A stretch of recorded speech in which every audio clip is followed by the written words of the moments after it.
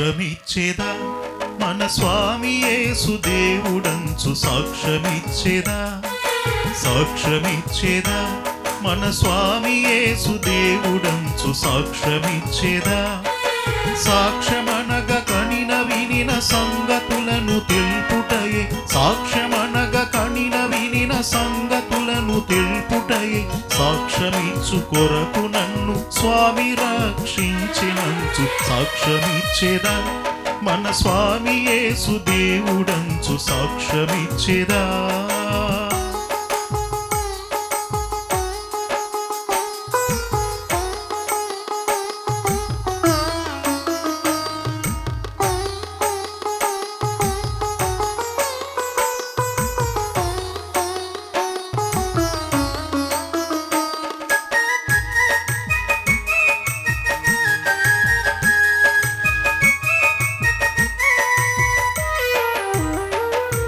చోరులైన జారులైన చారులైన నెవ్వరైన చోరులైన జారులైన చారులైన నెవ్వరైన ఘోర పాపులైన క్రీస్తు కూర్మితో రక్షించెనంచు సాక్ష్యమిచ్చేదా మన స్వామి యేసు దేవుడంచు సాక్ష్యమిచ్చేదా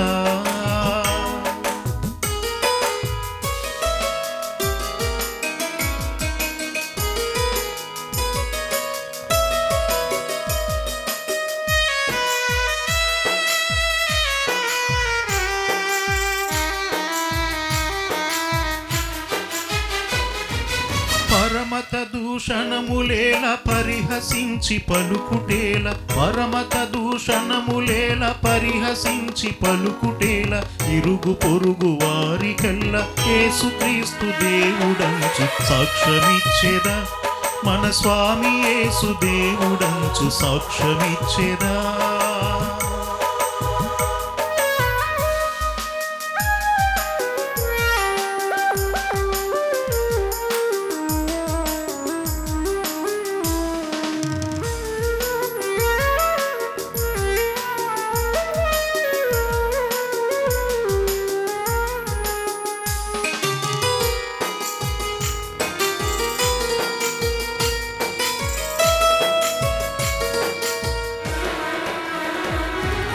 ఎల్ల కాలమూరకుండ నేల ఆత్మశాంతి లేక ఎల్ల కాలమూరకుండ నేల ఆత్మశాంతి లేక అల్లడిల్లు వారలకును తండ్రి కుమారాత్మ పేర సాక్ష్యమిచ్చేదా మన స్వామి యేసు దేవుడంచు సాక్ష్యమిచ్చేదా సాక్ష్యమిచ్చేదా మన స్వామి యేసు దేవుడంచు సాక్ష్యమిచ్చేదా సాక్ష్యమనగ కనిన వినిన సంగతులను తెలుపుటయే సాక్ష్యమనగ కనిన వినిన సంగతులను తెలుపుటయే సాక్ష్యమిచ్చు కొరకు నన్ను స్వామి రక్షించినంచు సాక్ష్యమిచ్చేదా మన స్వామి యేసు దేవుడంచు సాక్ష్యమిచ్చేదా సాక్ష్యమిచ్చేదా మన స్వామి యేసు దేవుడంచు సాక్ష్యమిచ్చేదా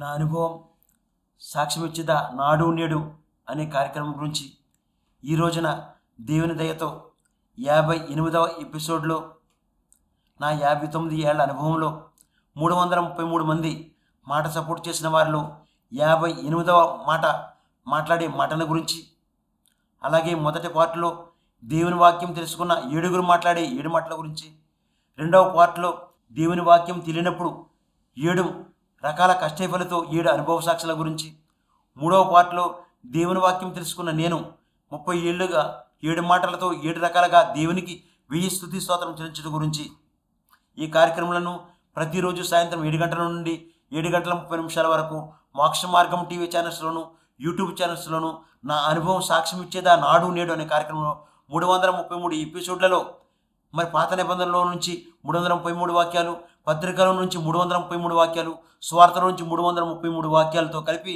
1000 స్తుతి స్తోత్రం చెల్లించడం గురించి మీ అందరికీ చెప్పబోతున్నాను.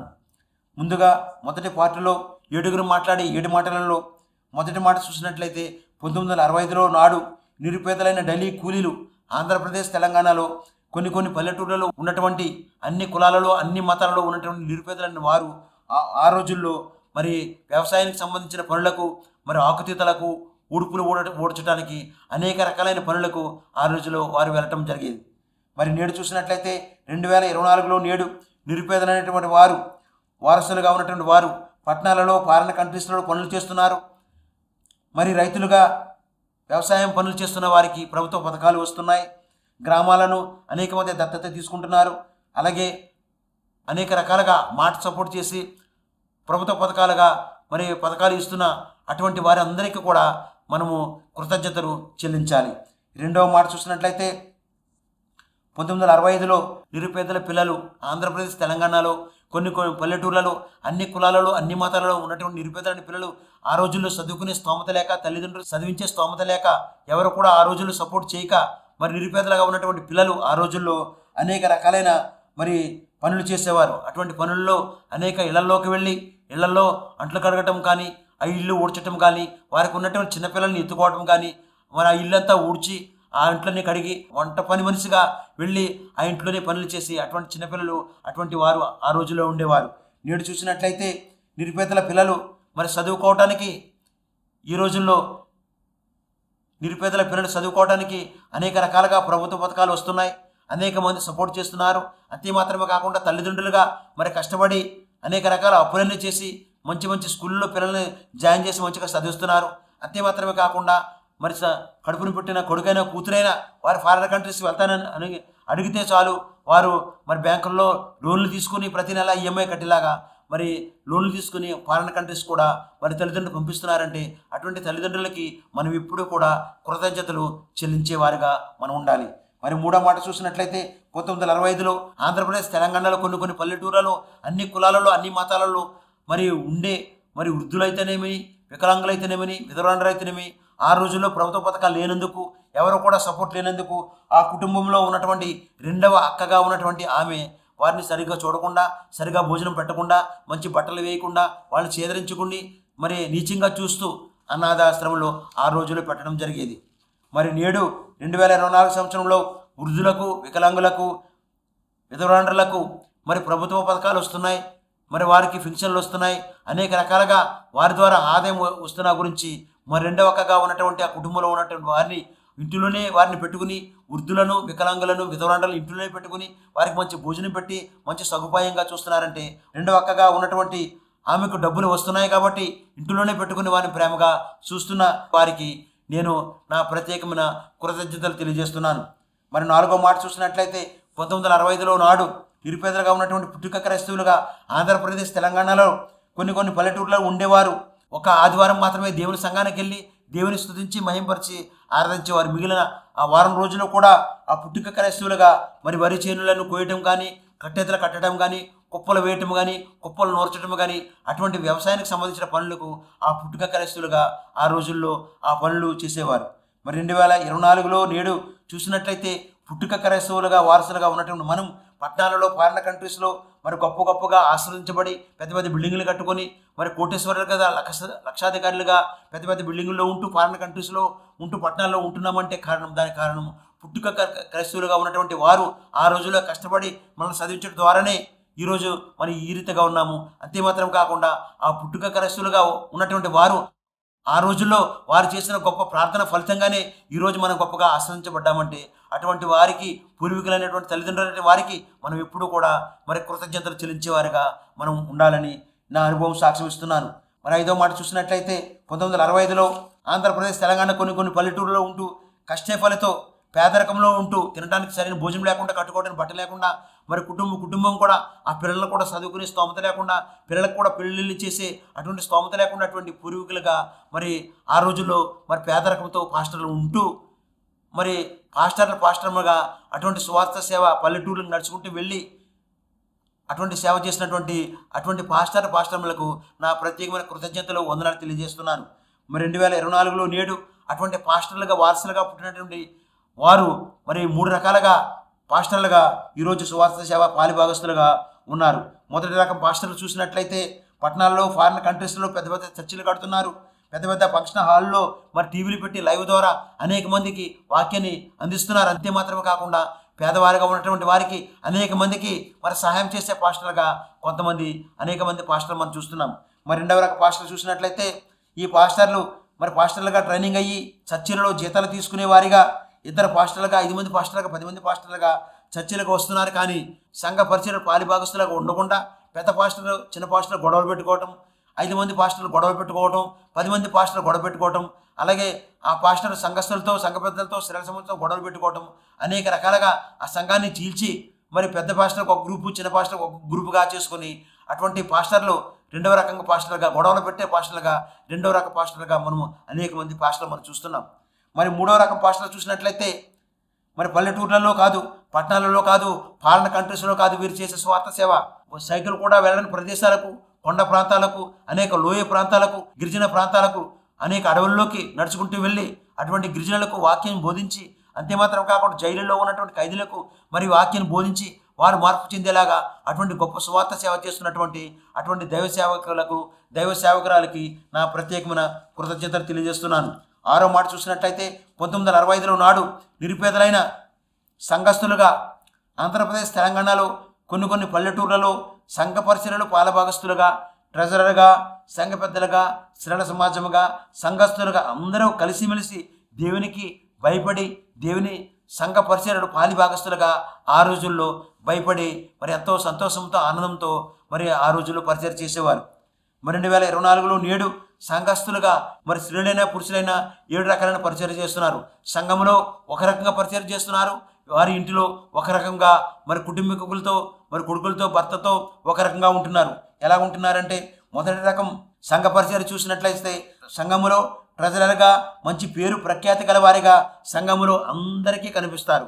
కానీ వారింటిలో మాత్రం కోడలను బాధ పెట్టడం, కూతుర్ని కొడుకుని బాధ పెట్టడం, భార్యను బాధ పెట్టడం, అటువంటి బుద్ధి ఉంటే అటువంటి బుద్ధి మార్చుకోమని నా అనుభవ సాక్ష్యంతో మీకు చెప్తున్నానని బ్రదర్.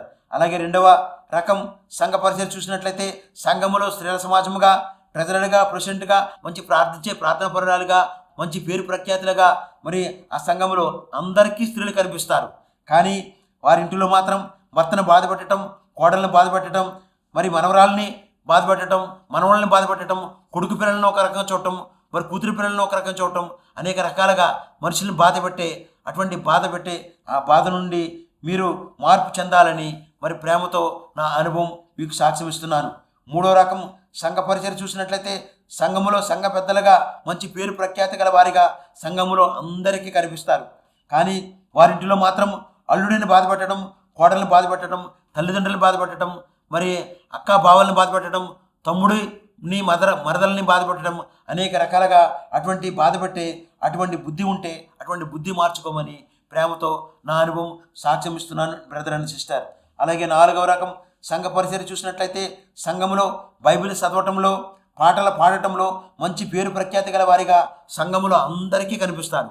కానీ ఇంటిలో మాత్రం అన్నని బాధ పెట్టడం, వదినని బాధ పెట్టడం, అన్నకు పుట్టిన పిల్లలను బాధ పెట్టడం, అలాగే మరి అక్క పిల్లలను బాధ పెట్టడం, మరి బావను బాధ పెట్టడం, అనేక తల్లిదండ్రులను బాధ పెట్టడం, అత్తమామలను బాధ పెట్టడం, తోడుకోళ్ళని బాధ పెట్టడం, వియంకుడిని విపురాలను బాధ పెట్టడం, అనేక రకాలుగా బాధ పెట్టే బుద్ధి ఉన్నట్లయితే అటువంటి బుద్ధి మార్చుకోమని ప్రేమతో నా అనుభవం సాక్ష్యం ఇస్తున్నాను. ఇలా ఈ రీతిగా మరి సంఘంలో ఒక రకం పరిచయం చేస్తూ మరి ఇంటిలో ఒక రకంగా ఉండే వారందరికీ నేను చెప్పే మాట ఏమిటంటే మీ నోటిని అదుపు చేయండి, మీ మాటను పొదుపు చేయండి.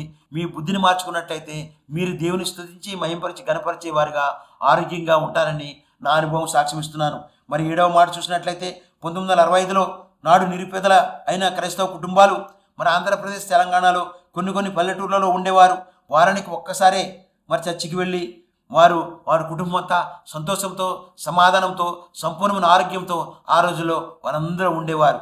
మరి నేడు చూసినట్లయితే 2024లో నేడు క్రైస్తవ కుటుంబముగా పట్టణాలలో ఫారిన్ కంట్రీస్లలో ఉంటున్నారు. 24 గంటలు కూడా దేవుని వాక్యం ఉంటున్నారు. అయినప్పటికీ వారి కుటుంబంలో సంతోషం లేదు, సమాధానం లేదు, సంపూర్ణమైన ఆరోగ్యం లేకుండా ఉంటున్నారంటే కారణం దానికి మాట్లాడే మాట. ఒకే ఇంటిలో ఉంటున్న తండ్రి పెద్ద కూతురిని కలిపేది మాట్లాడే మాట, ఒకే ఇంటిలో ఉంటున్న తండ్రిని పెద్ద కూతురిని విడదీసేది కూడా మాట్లాడే మాట, ఒకే ఇంటిలో ఉంటున్న తండ్రిని రెండవ కూతురిని కలిపేది మాట్లాడే మాట, అలాగే ఒకే ఇంటిలో ఉంటున్న తండ్రిని రెండవ కూతురిని విడదీసేది కూడా మాట్లాడే మాట, అలాగే ఒకే ఇంటిలో ఉంటున్న తండ్రిని చిన్న కూతురిని కలిపేది మాట్లాడే మాట, ఒకే ఇంటిలో ఉంటున్న మరి తండ్రిని చిన్న కూతుర్ని విడదీసేది కూడా మాట్లాడే మాట, ఒకే ఇంటిలో అందరినీ కలిపేది మాట్లాడే మాట, ఒకే ఇంట్లో ఉంటున్న అందరినీ కూడా విడదీసేది కూడా మాట్లాడే మాట. అందుకోసమే బ్రదర్ అండ్ సిస్టర్, నేను చెప్పే నా అనుభవ సాక్ష్యం ఏంటంటే, మీ నోటిని అదుపు చేయండి. అందుకోసమే మీ మాటను పొదుపు చేయండి, మీ బుద్ధిని మార్చుకోండి. అప్పుడే మీ కుటుంబంలో మీరందరూ కూడా సంతోషంతో, సమాధానంతో, సంపూర్ణమైన ఆరోగ్యంతో అందరూ కలిసిమెలిసి ఉంటారని నా అనుభవ సాక్ష్యం ఇస్తున్నాను. ఇప్పుడు ఒక స్తుతి గీతం విందాం.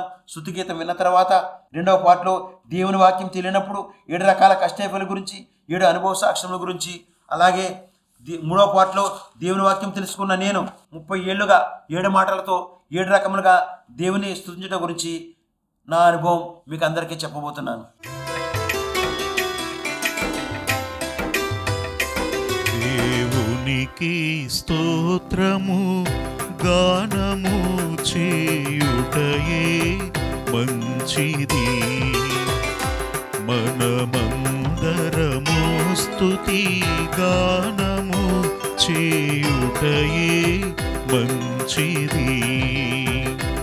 దేవునికి స్తోత్రము గానము చేయుటయే మంచిది, మనమందరము స్తుతి గానము చేయుటయే మంచిది.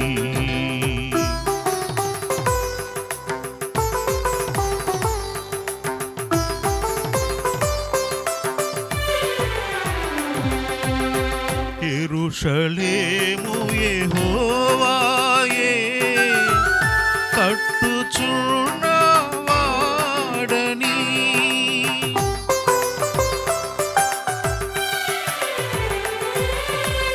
యెరూషలేము యెహోవాయే కట్టుచున్నవాడని, ఇశ్రాయేలీయులను పోగు చేయువాడని, ఇశ్రాయేలీయులను పోగు చేయువాడని. దేవునికి స్తోత్రము గానము చేయుటయే మంచిది.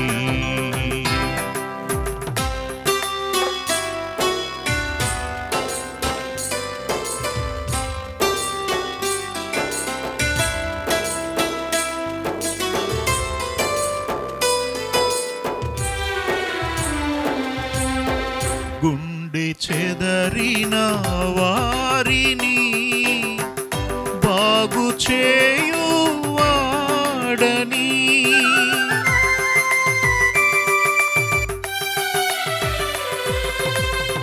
గుండె చెదరిన వారిని బాగు చేయువాడని, వారి గాయములన్నీయు కట్టుచున్నవాడని, వారి గాయములన్నీయు కట్టుచున్నవాడని. దేవునికి స్తోత్రము గానము చేయుటయే మంచిది. నక్షత్రముల సంఖ్యను ఆయనే నియమించెను, వాటి కన్నీయు పేరులు పెట్టుచున్నవాడని, వాటి కన్నీయు పేరులు పెట్టుచున్నవాడని. దేవునికి స్తోత్రము గానము చేయుటయే మంచిది. రెండవ పాటలో దేవుని వాక్యం తెలియనప్పుడు 7 రకాల కష్టఫల గురించి 7 అనుభవ సాక్ష్యాలలో మొదటి అనుభవ సాక్ష్యం ఏమిటంటే, నా 59 ఏళ్లలో 333 మంది మాట సపోర్ట్ చేసిన వారిలో మరి 58వ మాటను మాట్లాడిన వారు శారదా సిస్టర్, లలితా సిస్టర్, వారి ఇరువురు కూడా మరి మాట సపోర్ట్ చేసినందుకు వారికి నా ప్రత్యేకమైన కృతజ్ఞత తెలియజేస్తున్నాను. అలాగే ప్రభునందు నిద్రించిన మరి పూర్వీకులైన వారికి పాదాభివందనాలు తెలియజేస్తున్నాను. రెండవ అనుభవ సాక్ష్యం చూసినట్లయితే 1987లో దేవుని వాక్యం తెలియనప్పుడు హైదరాబాద్లో నిరుద్యోగ సమస్యతో అనేక రకాలుగా బాధపడటం జరిగింది. మరి ఉద్యోగం ఇప్పిస్తానని ఆయన ఉద్యోగం ఇప్పించకుండా, కనీసం రూమ్ కూడా చూడకుండా, మరి డబ్బులు కూడా ఇవ్వకుండా, భోజనం కూడా పెట్టకుండా, ఎటువంటి సదుపాయం కూడా చూడకుండా మరి ఎవరైతే పిలిచారో ఆయన మరి విడిచిపెట్టడం వల్ల అనేక రకాలుగా మరి భోజనం లేకుండా అనేక రకాలుగా మరి బాధపడడం జరిగింది. మరి మూడవ అనుభవ సాక్ష్యం చూసినట్లయితే 1988లో దేవుని వాక్యం తెలియనప్పుడు హైదరాబాద్లో మార్బుల్ గ్రానైట్ టైల్స్ పనికి వేరే మేస్త్రి పనికి తీసుకెళ్ళినప్పుడు ఆ పని నేర్చుకుంటూ ఆ పని చేసినప్పుడు నాకంటే ముందుగా సీనియర్ మేస్త్రులు నేను అక్కడ పని మంచిగా నేర్చుకుని వారికంటే ఎక్కువ కూలీని సంపాదిస్తానని వాళ్ళకి మరి అనేక రకాలుగా వారు అనుకుని నన్ను అనేక రకాలుగా ర్యాగింగ్ చేయటం ప్రారంభించారు. అది ఎలా అంటే నేను అన్నం బాక్స్ తీసుకెళ్ళినప్పుడు నేను తీసుకెళ్ళిన అన్నం బాక్స్ అంతా తినేసి మరి అన్నం బాక్స్లో మరి ఇసుక కానీ సిమెంట్ కానీ మరి మార్బుల్ ముక్కలు, టైల్స్ ముక్కలు, ఆ రాళ్ళు, కంకర రాళ్ళు, మరి ఇసుక అన్నీ నింపి ఆ బాక్స్ అక్కడ పెట్టేవారు. నేను ఎప్పుడైతే మధ్యాహ్నం భోజనం చేద్దామని వెళ్ళేసరికి అన్నం బాక్స్లో మరి అనేక రకాలైనవి పెట్టి ఉండేవి. అయినప్పటికీ వాళ్ళని ఏమనకుండా ఆ పూటంతా మరి భోజనం లేకుండా ఆ రోజంతా పని చేసుకుంటూ వాళ్ళని ఏమనకుండా మరి ఏమైనా సరే పని నేర్చుకోవాలని ఆ రకంగా పని నేర్చుకునేవాడిని. కొంత తొందరగా ఇంటికి వెళదామని అనుకునేసరికి మరి నేను వేసుకెళ్ళిన సైకిల్ని ముందు మరి వెనక కూడా మరి పంచర్ కూడా వేసుకోకుండా ఎదర చక్రానికి మరి పిన్నిస్తో 10 రంధ్రాలు, వెనకాల చక్రానికి 10 రంధ్రాలు మరి సైకిల్ మరి గుచ్చేసేవారు. ఆ రకంగా నడుచుకుంటూ వెళ్ళి అలాగా ఎప్పుడైతే భోజనం లేకుండా ఇలాగ పని చేసుకుంటూ నడుచుకుంటూ వెళ్తున్నానో అనేక రకాలైన అనారోగ్యాలకు నేను గురికావడం జరిగింది. మరి నాలుగవ అనుభవ సాక్ష్యం చూసినట్లయితే 1999లో దేవుని వాక్యం తెలియనప్పుడు హైదరాబాద్లో అనేక రకాలైన ఆర్థిక సమస్యలతో బాధపడటం జరిగేది. మరి పని మానేస్తే మరి డబ్బులు రావు, మరి పని ఖచ్చితంగా వెళ్ళాలి, వారు రాగింగ్ చేసినా అన్నమంతా తినేసినా మరి ప్రతిరోజు కూడా పనికి వెళ్ళాలి. కాబట్టి అనేక రకాలుగా మరి ఇంటికి కిరాయి కట్టడానికి, ఇంట్లో కావాల్సిన సరుకులు తేవడం డబ్బులు సరిపోక అనేక రకాలుగా మరి అప్పులు చేయటం, అనేక రకాలుగా ఆర్థిక సమస్యలతో ఆ రోజులతో నేను బాధపడటం జరిగేది. మరి ఐదవ అనుభవ సాక్ష్యం చూసినట్లయితే 1990లో దేవుని వాక్యం తెలియనప్పుడు హైదరాబాద్లో 12 చోట్ల మరి రూములు అద్దెకు తీసుకొని మరి 12 చోట్ల తిరిగి మరి అద్దెకు ఉండటం జరిగింది. ఎక్కడైతే రూమ్ తక్కువగా దొరుకుతుందో 1100 వరకు హైదరాబాద్లో అద్దెకు ఉండడం అటువంటి పరిస్థితి ఆ రోజుల్లో నాకు ఉండేది. మరి ఆరవ అనుభవ సాక్ష్యం చూసినట్లయితే 1994లో దేవుని వాక్యం తెలియనప్పుడు హైదరాబాద్లో 7 రకాలైన అనారోగ్యాలకు బాధపడేవాడిని. అటువంటి బాధలలో మరి 7 రకాల అనారోగ్యాలలో మొదటి రకం అనారోగ్యం ఏమిటంటే 20 ఏళ్ళుగా జలుబుతో బాధపడేవాడిని. మరి జలుబు అనేది తగ్గేది కాదు. మరి బలహీనంగా సరైన భోజనం లేక అనేక అనారోగ్యాలకు గురి అయిపోయి జలుబుతో బాధపడుతున్నప్పుడు మరి హైదరాబాద్లో ఉన్నటువంటి ద్వారకానాథ్ రెడ్డి అనే డాక్టర్ దగ్గరికి వెళ్ళినప్పుడు ఆయన దగ్గరికి వెళ్ళి నేను ముక్కు ఆపరేషన్ మరి చేయించుకున్నప్పుడు మంచిగా ఆపరేషన్ జరిగింది అని 15 రోజుల వరకు నేను అనుకున్న తర్వాత మరి ముక్కులోంచి దారం వస్తుంటే నేను కత్తిరి పెట్టి మరి నేను ఆ దారం లాగుతూ ఉంటుంటే 2 జనాలు గాజుబట్ట మరి ఆపరేషన్ చేసి ఆ ముక్కులో మరి డాక్టర్ గాజుబట్ట మర్చిపోవడం జరిగేది. అలాగా అటువంటి రీతిలో అటువంటి అనారోగ్యాలతో అటువంటి బాధలు పడుతూ ఆర్థిక సమస్యలతో మరి 7వ రకం అనుభవ సాక్ష్యం ఏమిటంటే 1994లో ఈ ఆర్థిక సమస్యల నుంచి, ఈ అనారోగ్యాల నుంచి, అనేక బాధల నుంచి విడుదల కలిగి మరి దేవుని దర్శనం ద్వారా స్వస్థత పొందుకున్న నేను మరి యేసుక్రీస్తు శిలువలో మాట్లాడిన 7 మాటల కంటే ముందుగా ఆయన పొందిన గాయాల్ని నేను గుర్తు చేసుకోవడం జరిగింది. మొదటిగా 150 కేజీల బరువుగల శిలువను, రెండవదిగా 15 అడుగుల ఎత్తుగల శిలువను, మూడవదిగా 8 అడుగుల వెడల్పు గల శిలువను మరి మోస్తూ, నాలుగవదిగా 350 మంది సైనికులతో, ఐదవదిగా 50 గుర్రపురవతులతో, ఆరవదిగా 3 సార్లు యేసుక్రీస్తు క్రిందకు పడిపోవటం, ఏడవదిగా 5480 శరీరంపై గాయములతో, ఎనిమిదవదిగా 17 తలలో లోతైన గాయములతో, తొమ్మిదవదిగా 17 గంటల పాటు నీరు లేకుండా ఉండటం, 10వదిగా 150 వ్యూపైన గాయములతో, 11వదిగా 6.5 లీటర్లు రక్తం చిందించి, 12వదిగా శిలువపై మాట్లాడిన 7 మాటలలో మొదటి మాట చూసినట్లయితే లూకాసు వార్త 23వ అధ్యాయము 34లో తండ్రి వీరేమి చేయుచున్నారు, వీరెరుగరు కనుక వీరిని క్షమించమని అనే మాట, ఆ వాక్యాల్ని 7 మాటలని శిలువలో మాట్లాడిన 7 మాటలని గుర్తు చేసుకున్న నేను ఆయన మాట్లాడిన 7 మాటలకు బదులుగా 7 రకాలుగా దేవుని స్తుతించాలని, దేవుని మహింపరచాలని, దేవుని కనపరచాలని, మరి దేవునికి అనేక రకాలుగా మరి స్తుతించి మహింపరిచి ఆరాధించాలని మరి 3వ పార్ట్లో దేవుని వాక్యంతో సంబంధం కలిగిన నేను 7 మాటలతో 7 రకములుగా 1000 స్తోత్రం చెల్లించడం గురించి నా అనుభవ సాక్ష్యం ఏమిటంటే, మొదటి మాటతో దేవునికి ప్రతి ఉదయం స్తుతించడం కొరకు పాత నిబంధనలో 39 గ్రంథంలో నుండి 333 స్తుతించే వాక్యంలో 58వ స్తోత్రం చూసినట్లయితే మరి ఆదికాండము 28వ అధ్యాయము 13వ వచనంలో ఇస్సాకు దేవుడైన దేవా మీకే స్తుతి స్తోత్రం చెల్లించమని దేవుని ప్రతి ఉదయం స్తుతించుట మన కుటుంబంలో సంతోషం జరుగుతుందని నా అనుభవం సాక్ష్యమిస్తున్నాను. రెండవ మాటతో దేవునికి ప్రతి మధ్యాహ్నమున మహిమపరచుట కొరకు పత్రికా పాఠ్యంలో 23 గ్రంథంలో నుండి 333 స్తుతించే వాక్యంలో 58వ స్తోత్రం చూసినట్లయితే 1 కొరింథీ 12వ అధ్యాయం 4వ వచనంలో ఒక్కడే ఆత్మైన దేవా మీకే స్తుతి స్తోత్రం చెల్లించమని దేవుణ్ణి మహిమపరచడం ద్వారా మన కుటుంబంలో సమాధానం దొరుకుతుందని నా అనుభవం సాక్ష్యమిస్తున్నాను. మూడవ మాటతో దేవునికి ప్రతి సాయంత్రమున గణపరచడం కొరకు సువార్త పాఠ్యంలో 4 గ్రంథంలో నుండి 333 స్తుతించే వాక్యంలో 58వ స్తోత్రం చూసినట్లయితే మత్తయి సువార్త 19వ అధ్యాయము 17వ వచనంలో మంచివాడవైన దేవా మీకే స్తుతి స్తోత్రం చెల్లించమని దేవుని స్తుతించి మహింపరిచి గణపరచడం ద్వారా మన కుటుంబంలో సంతోషం సమాధానము సంపూర్ణ ఆరోగ్యంగా మన అందరం ఉంటామని నా అనుభవం సాక్ష్యమిస్తున్నాను. 4వ మాటతో దేవునికి ప్రతి పరిశుద్ధ దినమున కృతజ్ఞత కానుకించడం గురించి నా అనుభవ సాక్ష్యం ఏమిటంటే ఎవరైతే ప్రతిరోజు కూలి పని చేసుకుంటున్నారో, ఎవరైతే ప్రతిరోజు చిన్న చిన్న వ్యాపారాలు చేసుకుంటున్నారో, ఎవరైతే మరి క్యాబులు నడుపుతూ ఆటోలు నడుపుతూ రిక్షాలు నడుపుతూ అనేక రకాలుగా మరి పనులు చేసుకుంటున్నారో వారందరూ కూడా ప్రతి ఆదివారం కూడా మీకు వచ్చిన వారం వచ్చిన దాని నుంచి దేవునికి దశమ భాగం ఇవ్వండి. అలాగే వారం అయిన ఖర్చుల నుంచి కూడా దేవునికి దశమ భాగం ఇవ్వండి. అంతే మాత్రమే కాకుండా నెల మీకు వచ్చే జీతాల నుంచి దేవునికి దశమ భాగం ఇవ్వండి. నెల మీ ఇంటికి అయ్యే ఖర్చుల నుంచి దేవునికి దశమ భాగం ఇవ్వండి.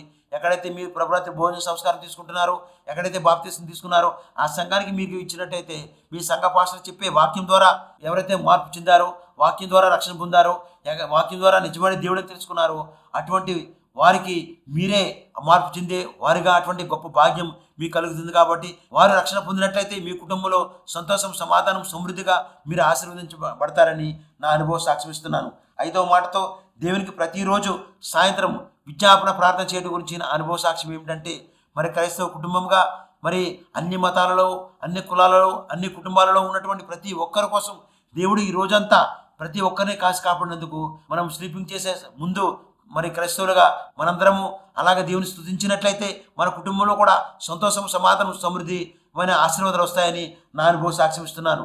ఈరోజు ఉదయకాలం నుంచి ఇప్పటి వరకు మరి ప్రధానమంత్రి అయితేనేమి, గవర్నరు, రాష్ట్రపతి, ముఖ్యమంత్రులు, అలాగే పోలీసు అధికారులు, జడ్జిలు, లాయర్లు, ప్రభుత్వ ఉద్యోగం చేసేవారు, మరి భార్యాభర్తలుగా ఉద్యోగానికి వెళ్ళి వచ్చినప్పుడు, చిన్నపిల్లలు స్కూల్కి వెళ్ళి వచ్చినప్పుడు అని ఈ రోజున నార్మల్ డెలివరీ ద్వారా ఆడబిడ్డకు మగబిడ్డకు కావాలకు జన్మించినందుకు, అలాగే ప్రభుత్వ అధికారులందరి కొరకు ఎంపీలు అయితేనేమి, ఎమ్మెల్యేలు అయితేనేమి, మరి కలెక్టర్లు అయితేనేమి, ఐపీఎస్ ఐఏఎస్ అధికారులు అయితేనేమి, మరి ఫారిన్ కంట్రీస్కి వెళ్ళేవారు వచ్చేవారు, మరి వాహనాలు నడిపే విమానాలు, ట్రైన్లు, బస్సులు, లారీలు, డీసీఎంలు, మరి కార్లు, ఆటోలు నడిపే డ్రైవర్లుగా పనిచేస్తున్న వారు, వాహనాలు వెళ్ళేవారు వచ్చేవారు అందరినీ కూడా దేవుడు ఈరోజు కాసి కాపాడినందుకు దేవునికి కృతజ్ఞతాస్తుతులు చెల్లించినట్లయితే దేవుడు మన కుటుంబాన్ని ఆశీర్వదిస్తాడని నా అనుభవం సాక్ష్యమిస్తున్నాను.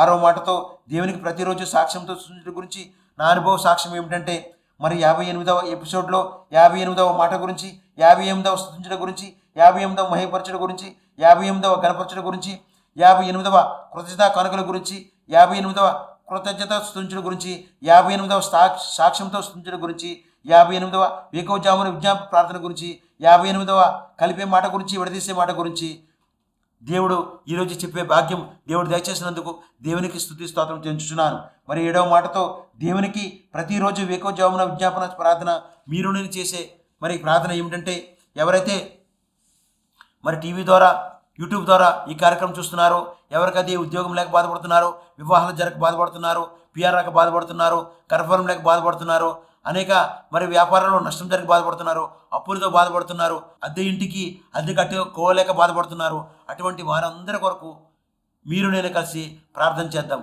మహాపరిశుద్ధుడు, ప్రేమ కలిగిన మా ప్రియ పరలోకపు తండ్రి, మీ ఘనమైన ప్రశస్తమైన బంగారు పాదాలకు లెక్కలేని స్తుతి స్తోత్రాలు చెల్లించుకుంటున్నాను తండ్రి. ఈ దినాన ప్రభా 58వ ఎపిసోడ్ చెప్పే భాగ్యం దయచేసినందుకు స్తోత్రాలు చేయించుకున్నాను ప్రభా. ఇగో తండ్రి కార్యక్రమం చూస్తున్న ప్రతి ఒక్కరి కుటుంబం మీ హస్తం ఉంచండి, మీకు కాపుదరించండి. ఈ ప్రార్థనలో ఏకీభవించి ఎవరైతే అడుగుతున్నారో అవన్నీ కూడా మీరు దయచేస్తున్నందుకు లెక్కలేని స్తుతి స్తోత్రాలు చేయించుకుంటున్నాను తండ్రి. ఈ రోజు ప్రభా నార్మల్ డెలివరీ ద్వారా మరి ఆడబిడ్డకు మగబిడ్డకు కావాలకు జన్మించిన తల్లి బిడ్డలు దీవించి ఆశ్రయించండి. పుట్టినరోజులు, పెళ్లి రోజులు, ఈ రోజే వివాహం జరుపుకున్న వారిని, ఈ రోజే గృహప్రవేశం చేసుకున్న కుటుంబాలను కూడా మీరు దీవించి ఆశీర్వదించండి. అలాగే తండ్రి ఎవరైతే మరి గర్భఫలం లేక బాధపడుతున్నారో, ఉద్యోగం రాక బాధపడుతున్నారో, పిఆర్ రాక బాధపడుతున్నారో, వీజా రాక బాధపడుతున్నారో అటువంటి వారికి మార్గం సరళం చేసి సరిహద్దులు విచారపరిచి ఆ అధికారుల మనసు మార్చి వారికి అద్భుత కార్యాలు మహత్కార్యం జరిగించవలసిందిగా ప్రార్థిస్తున్నారు తండ్రి. ఎవరైతే అనారోగ్యాలతో బాధపడుతున్నారో వారు వేసుకునే మెడిసిన్ ద్వారా సంపూర్ణ స్వస్థత అనుగ్రహించండి. అలాగే కుటుంబంలో ఎవరైతే భార్య భర్తలు విడిపోయారో, తండ్రి కొడుకులు విడిపోయారో, తల్లి కూతురు విడిపోయారో, అత్త కోడలు విడిపోయారో, ఎవరైతే విడిపోయిన కుటుంబాలుగా ఉంటున్నారో వారందరూ కూడా తిరిగి కలుసుకుని మిమ్మల్ని స్థుతించి మహింపరిచి గణపరిచే రీతిలో వారందరినీ కలపమని, ఇద్దరైనా స్కూల్కి వెళ్ళే బిడ్డల్ని కాసి కాపాడండి, యవనస్తులు కాలేజీకి వెళ్ళి వచ్చినప్పుడు కాసి కాపాడండి, భార్య భర్తలుగా ఉద్యోగాల నిమిత్తమై కారుల్లో, బస్సుల్లో, ట్రైన్లో, విమానంలో ప్రయాణాల్లో వాహనాలు నడిపే వారిని, వాహనాలు ప్రయాణికులందరినీ మీరు కాసి కాపాడవలసిందిగా మా ప్రభును మీ ప్రియకుమారుడు యేసుక్రీస్తు నామములో ప్రార్థించి స్తుతించి వేడుకుంటున్నాను పరమ తండ్రి. ఆమేన్, ఆమేన్, ఆమేన్. దేవునికి స్తుతి స్తోత్రం చెంచున్నాను. ఈ దినమున 58వ ఎపిసోడ్ చెప్పే భాగ్యం దేవుడు దయచేసినందుకు దేవునికి స్తుతి స్తోత్రం చెంచుచు మరి 58వ ఎపిసోడ్ చూసిన మీ అందరికీ మరొక్కసారి నా ప్రత్యేకమైన కృతజ్ఞత తెలియజేస్తూ 58వ ఎపిసోడ్ మాటలను ముగిస్తున్నాను. ఆమేన్, ఆమేన్, ఆమేన్.